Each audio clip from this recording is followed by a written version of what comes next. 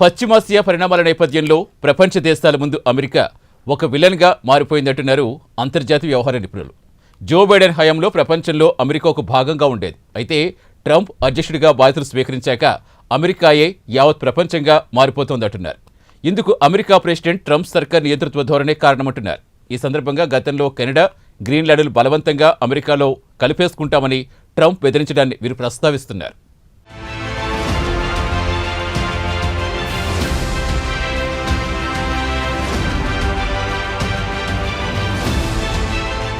America అధ్యక్షుడిగా Donald Trump బాధ్యతలు చేపట్టాక ప్రపంచ రాజకీయాలు శరవేగంగా మారిపోతున్నాయి.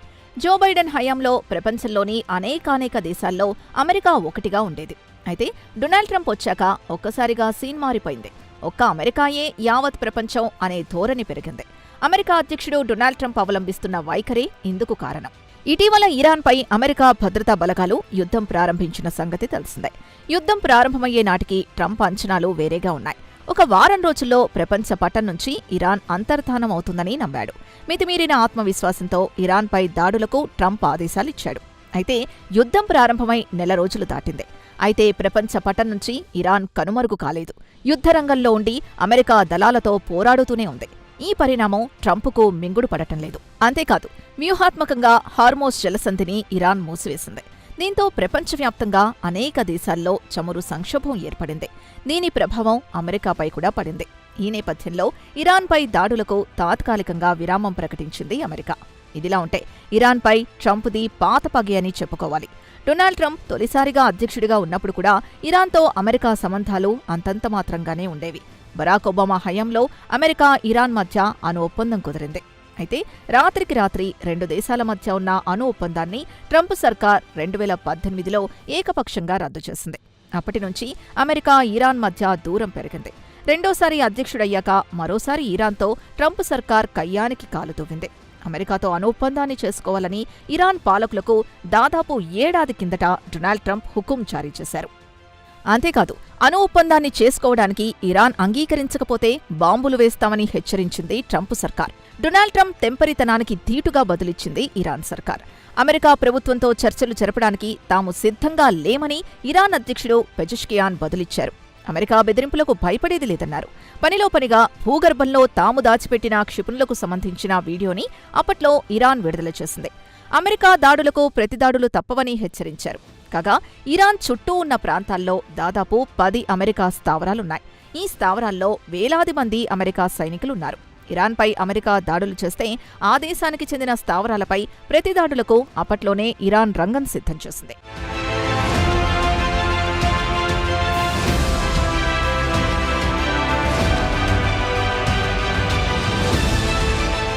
అలాగే అమెరికా, ఇరాన్ మధ్య కొంతకాలంగా సత్సంబంధాలు లేవు. ఎర్ర సముద్రం మీద దాడులు చేస్తున్న హౌతీ తిరుగుబాటుదారులకు ఇరాన్ అండగా నిలుస్తోందన్నది అమెరికా చేస్తున్న ఆరోపణ.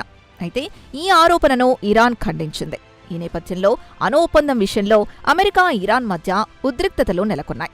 మొత్తమీద అమెరికా పునర్వైభవం ముసుగులో ప్రపంచ దేశాలతో సమరాలకు డొనాల్డ్ ట్రంప్ సర్కార్ పెద్దపీట వేస్తోంది. ఇదిలా ఉంటే కొంతకాలంగా ట్రంప్ దృష్టి గ్రీన్లాండ్పై పడింది. వాస్తవానికి గ్రీన్లాండ్ను అమెరికాలో కలిపేసుకోవాలన్న కోరికను రెండో దఫా అధ్యక్షుడిగా బాధ్యతలు స్వీకరించిన తొలి రోజుల్లోనే డొనాల్డ్ ట్రంప్ వ్యక్తం చేసిన విషయం చాలా మందికి గుర్తుండే ఉంటుంది. వాస్తవానికి గ్రీన్లాండ్ ఒక దీవి. అయితే డెన్మార్క్ భూభాగంలో ఉంటుంది. పేరుకు డెన్మార్కులో ఉన్నప్పటికీ గ్రీన్లాండ్ ఒక స్వయం ప్రతిపత్తి ఉన్న దీవి. అంతేకాదు, ప్రపంచంలోనే అత్యంత పెద్దదైన దీవి కూడా.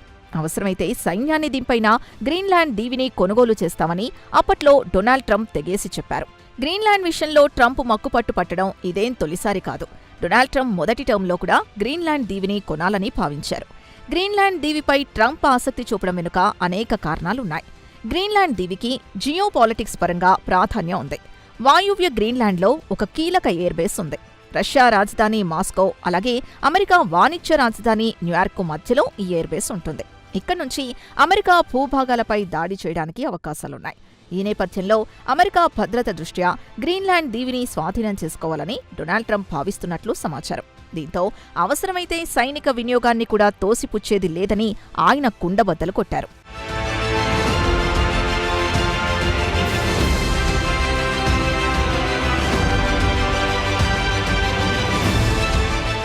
అయితే గ్రీన్లాండ్ దీవిని ఎటువంటి పరిస్థితుల్లోనూ అమెరికాకు దారాదత్తం చేసేది లేదని గ్రీన్లాండ్ ప్రధాని మెటే ఫ్రెడరిక్సన్ తేల్చి చెప్పారు. గ్రీన్లాండ్ అంశాన్ని ట్రంప్ మర్చిపోవాలన్నారు ప్రధాని మెటే ఫ్రెడరిక్సన్. ఇక్కడ ఒక విశేషం ఉంది. అమెరికాతో పాటు గ్రీన్లాండ్ కూడా నాటో సైనిక కూటమిలో సభ్యదేశమే.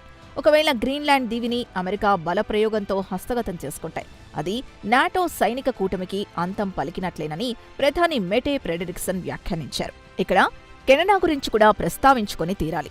ఒక దశలో కెనడాను తమ దేశంలో 51వ రాష్ట్రంగా చేర్చుకుంటామని ట్రంప్ మహాశయుడు ప్రతిపాదించారు. జస్టిస్ ట్రూడో హయాంలోనే ట్రంప్ ఈ ప్రతిపాదన చేశారు. ఒక సార్వభౌమాధికార దేశాన్ని తమ దేశంలోని అనేకానేక రాష్ట్రాల్లో ఒకటిగా చేర్చుకుంటామని ప్రతిపాదించడం అంటే చిన్న విషయం కాదు. ఒక మాటలో చెప్పాలంటే కెనడా సార్వభౌమాధిపత్యాన్ని ట్రంప్ ప్రశ్నించినట్లయింది. అయితే ట్రంప్ చేసిన ఈ ప్రతిపాదనకు జస్టిస్ ట్రూడో అంగీకరించలేదు. కొన్ని నెలల కిందట కెనడా ప్రధానిగా మార్క్ కార్నీ ప్రమాణ స్వీకారం చేసిన సందర్భంలోనూ ఆయన ఈ విషయాన్ని ప్రస్తావించారు. అగ్రరాజ్యమైన అమెరికాపై మార్క్ కార్నీ నిప్పులు చెరిగారు. దేశ సార్వభౌమత్వం విషయంలో ఏ రోజూ కెనడా రాజీ పడే ప్రసక్తే లేదని నూతన ప్రధాని తెగేసి చెప్పారు.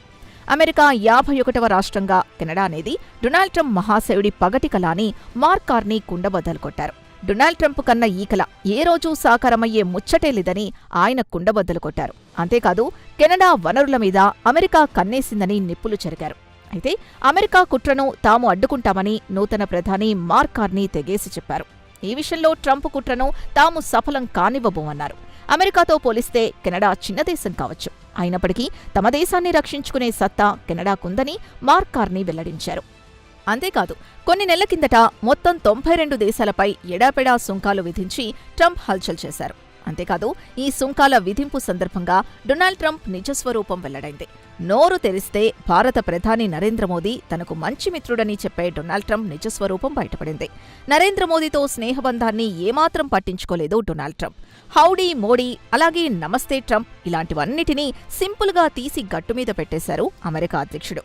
భారత్పై సుంకాలు వడ్డించాలన్న పని చేసేశారు. ఇదిలా ఉంటే బ్రిక్స్ కూటమి అంటేనే ట్రంప్ మహాశయుడికి ఏమాత్రం ఇష్టం ఉండదు. ఇందుకు కారణం బ్రిక్స్ కూటమి సదస్సుల్లో తరచుగా డాలర్కు ప్రత్యామ్నాయం అనే అంశం ప్రస్తావనకు రావడమే. 2024లో కజాన్లో జరిగిన బ్రిక్స్ కూటమి 16వ శిఖరాగ్ర సదస్సులో కూడా డాలర్కు ప్రత్యామ్నాయం అనే అంశం ప్రస్తావనకొచ్చింది. అప్పట్లో రష్యా అధినేత పుతిన్ ఈ అంశాన్ని లేవనెత్తారు. దీనిపై కొద్దిపాటి చర్చ జరిగింది. బ్రిక్స్ కూటమి సభ్యదేశాలకు ఉమ్మడి కరెన్సీ ఉండాలన్న ప్రతిపాదనైతే పురుడు పోసుకుంది.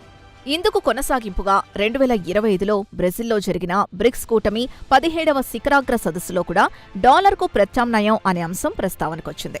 దీంతో ట్రంప్ మహాశయుడికి చిర్రెత్తుకొచ్చింది. బ్రిక్స్ కూటమి సభ్యదేశాలపై నోరు పారేసుకున్నారు. అంతేకాదు డాలర్ ఆధిపత్యాన్ని దెబ్బతీయాలని ఏ దేశమైనా ప్రయత్నిస్తే సహించేది లేదని హెచ్చరికలు కూడా జారీ చేశారు. ఈ నేపథ్యంలోనే ఇటీవల బ్రిక్స్ కూటమి సదస్సుకు ఆతిథ్యం ఇచ్చిన బ్రెజిల్పై భారీగా సుంకాలు వడ్డించారు డొనాల్డ్ ట్రంప్. అంతర్జాతీయంగా చూస్తే డాలర్ తర్వాత రెండో అతిపెద్ద కరెన్సీగా యూరో ఆవిర్భవించింది. అంతర్జాతీయ వాణిజ్యంలో డాలర్ ఆధిపత్యాన్ని నిలువరించాలన్న యూరోపియన్ దేశాల ఉక్కు సంకల్పంలో నుంచి దాదాపు 25 ఏళ్ల కిందట యూరో కరెన్సీ ఆవిర్భవించింది. భవిష్యత్తులో యూరో కరెన్సీకి మంచి భవిష్యత్తుందని అంటున్నారు యూరోపియన్ ఆర్థికవేత్తలు. అయితే ఇప్పటికీ కూడా డాలర్ని ఢీకొట్టే స్థాయికి యూరో కరెన్సీ ఎదగలేదు. ఏదేమైనా అంతర్జాతీయ మార్కెట్లో డాలర్ ప్రభావం తగ్గితే అమెరికా దూకుడు కూడా తగ్గుతుంది అంటున్నారు ఆర్థిక నిపుణులు. మొత్తం మీద యావత్ ప్రపంచం మీద పెత్తనం చేయాలన్నదే అమెరికా అధ్యక్షుడు డొనాల్డ్ ట్రంప్ కుట్రగా కనిపిస్తోంది.